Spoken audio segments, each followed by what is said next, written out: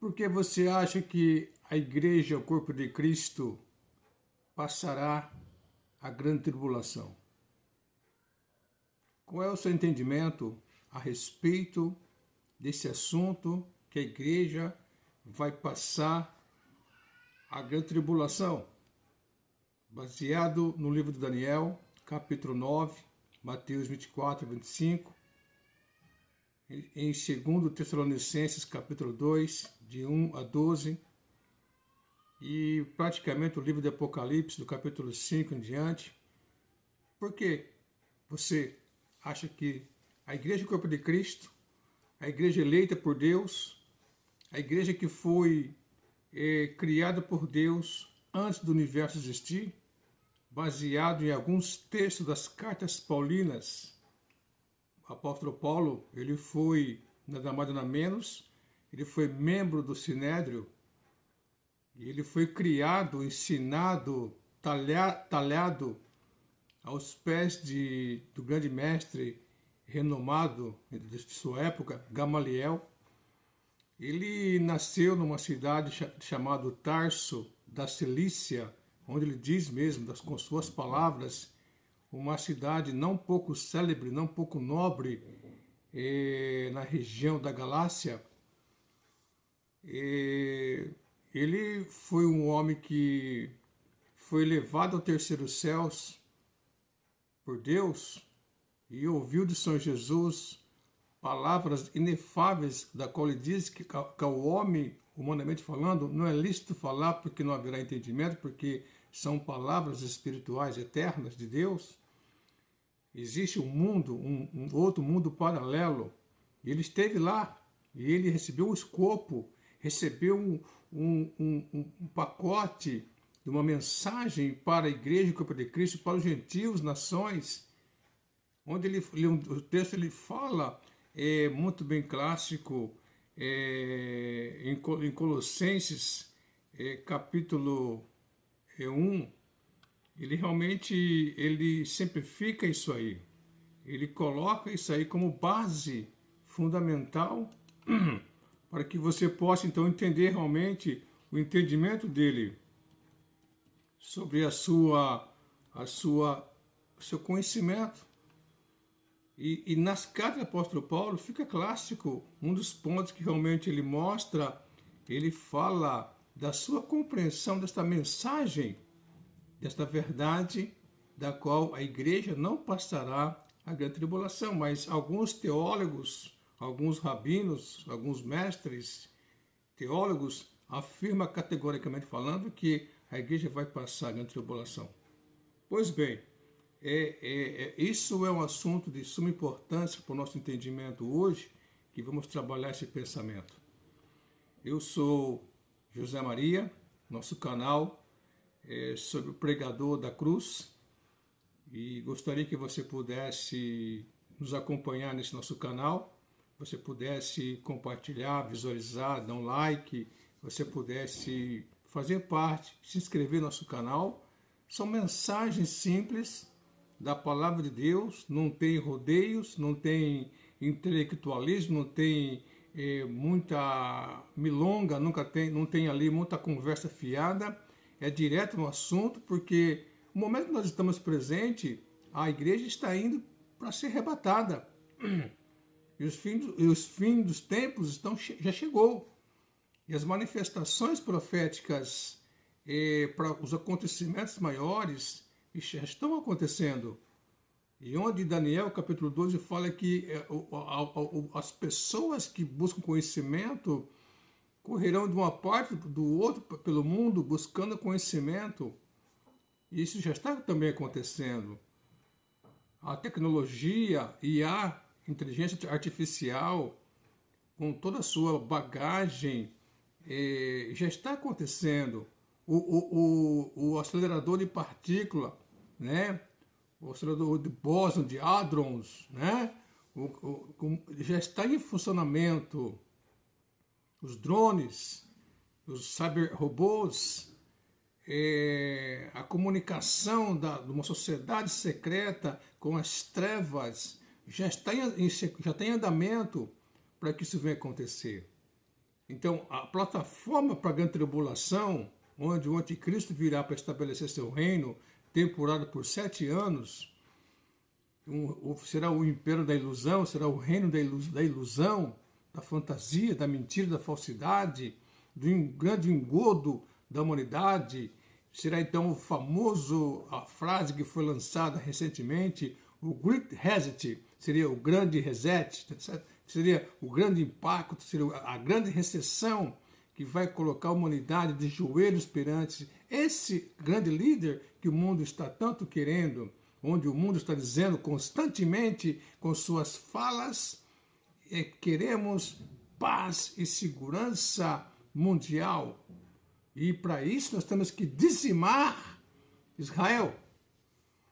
Israel sempre foi, está sendo a bola da vez para poder realmente trazer paz ao mundo.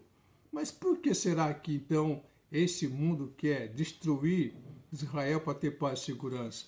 Quem está por detrás deste movimento de tentar dizimar por vírus de Israel? Que esse movimento que não é de hoje, para o seu entendimento, para a sua compreensão, meu amigo, minha amiga, esse não é de hoje.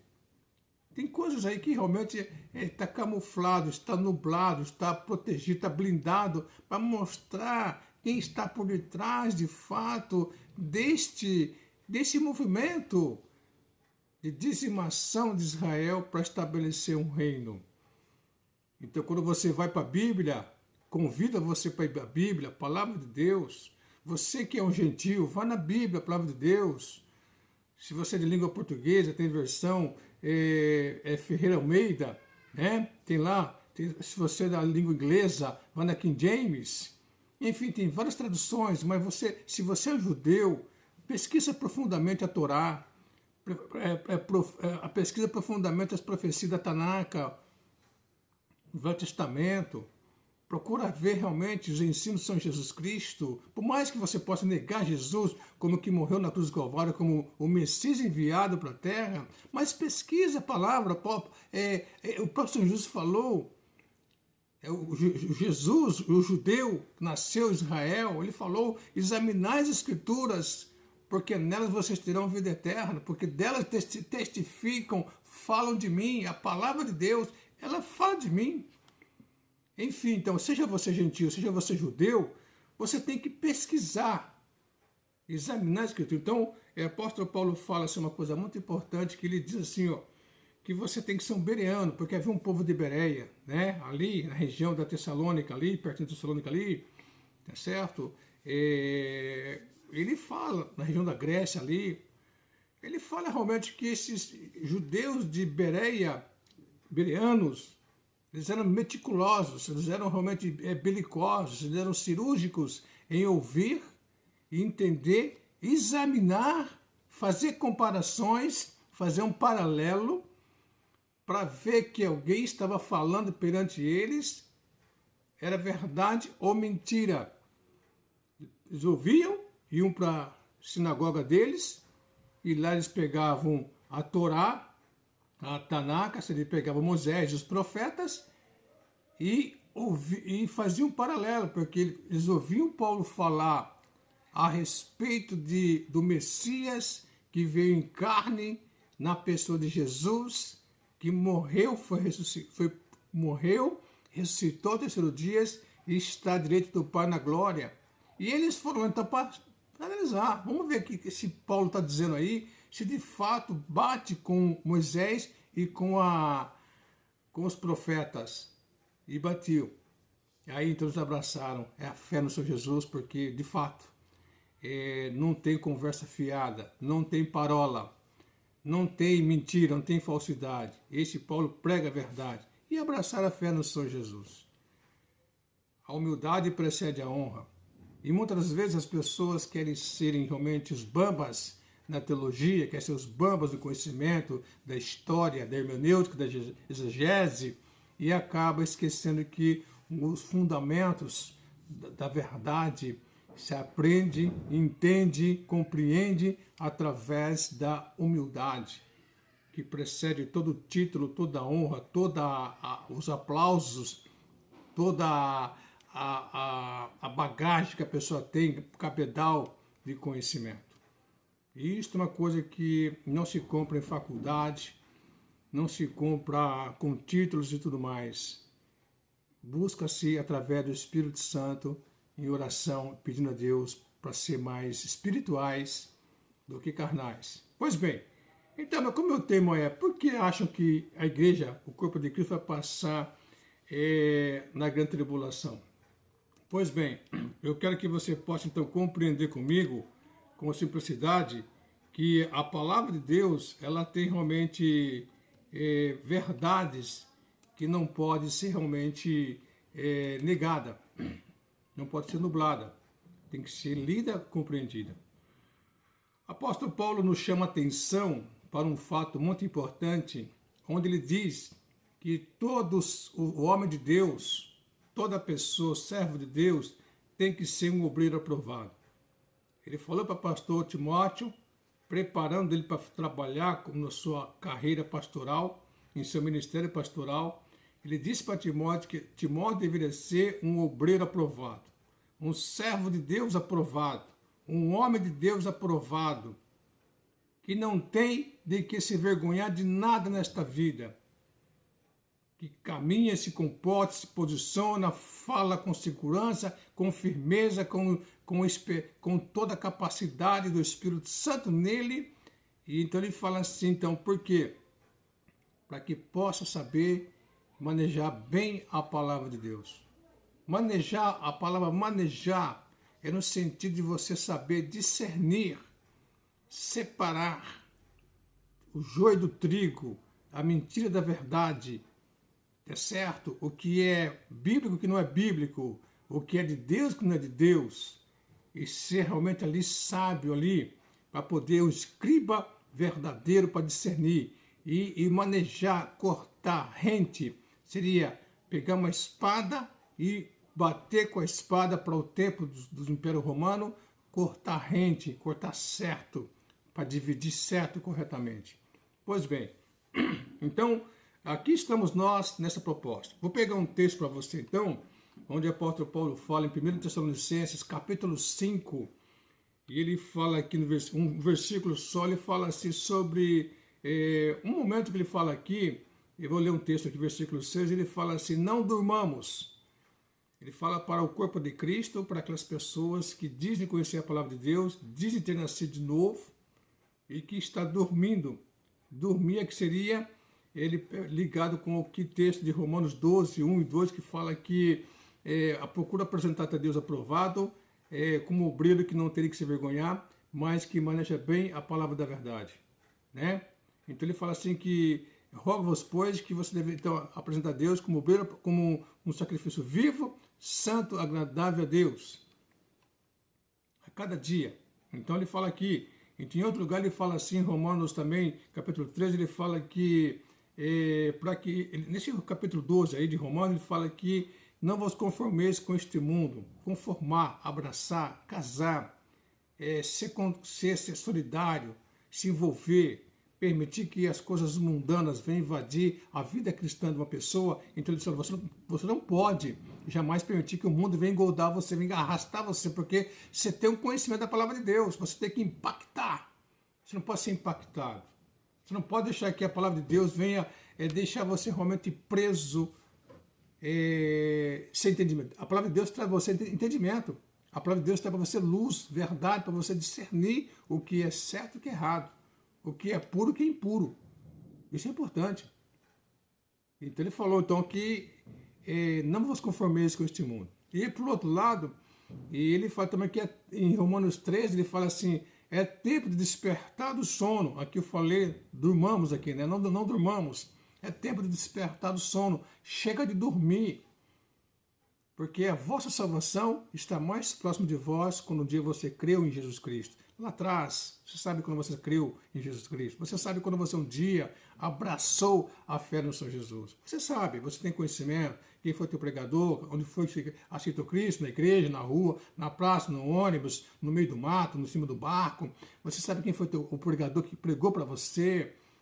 um momento que envolveu todo aquele momento ali de você aceitar Cristo, as mudanças, as consequências, resultados maiores da sua vida. Você sabe então quando aconteceu. Então, de lá para cá você está acordado ou você está dormindo na fé cristã?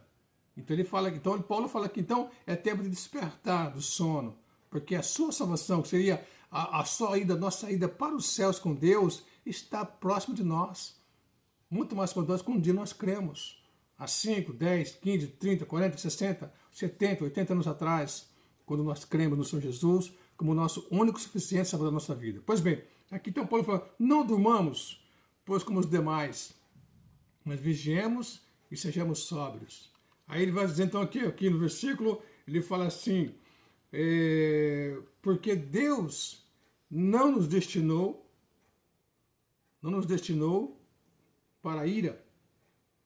Interessante. Porque Deus não designou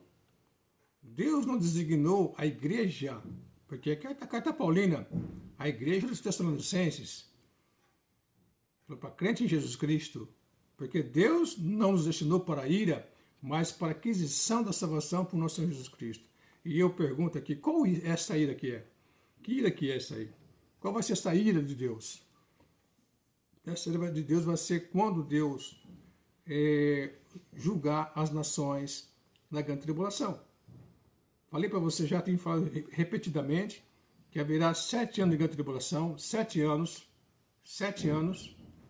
e nesses 7 anos o anticristo fará um pacto de paz e segurança por 7 anos, só que um pacto falso, mentiroso, enganoso, para poder engodar, arrastar a sociedade que já está destinada, infelizmente, para aquele dia, ser engodado, ser arrastado para a perdição eterna, para colocar a marca da besta na sua mão direita ou na sua testa.